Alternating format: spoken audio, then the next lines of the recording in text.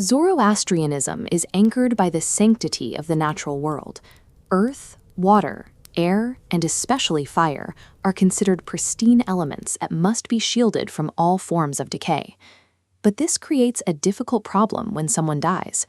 In Zoroastrian theology, a human corpse is instantly inhabited by a demon of decay known as druj nasu.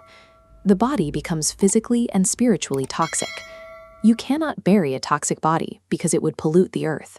You cannot cremate it because that defiles the fire and the air. And you cannot throw it into a river. That strict theological rule created a massive logistical vacuum.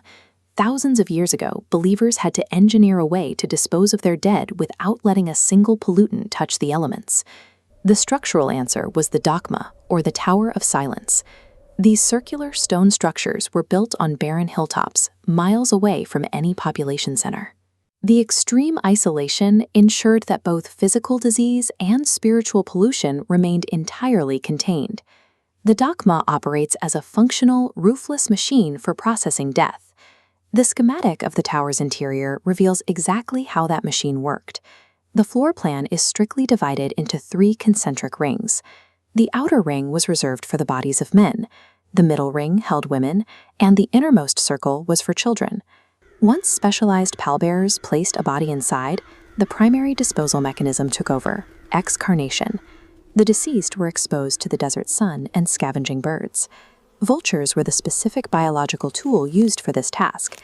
They can strip a body of its flesh in a matter of minutes. By acting so quickly, they completely bypass the slow, toxic process of putrefaction. By utilizing the relentless sun and local apex predators, the architects created a perfectly efficient, zero-emission disposal engine. Dry bones were swept into the ostudan, a peep's central well shown in this cross-section. Mixed with lime, they chemically disintegrated into a fine dust.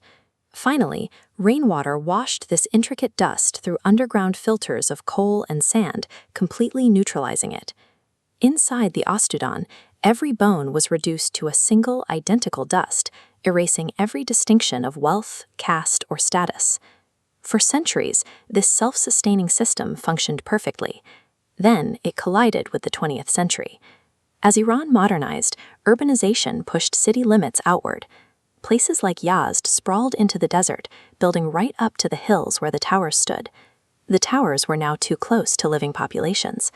New medical schools began demanding cadavers for anatomical study, while national sanitation laws grew much stricter.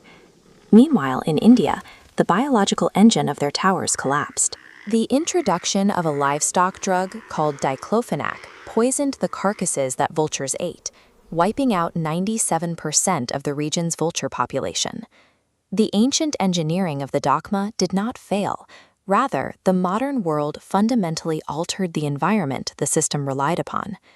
Yielding to these overwhelming demographic and environmental pressures, the Iranian government formally banned the tower ritual in the 1960s and 70s.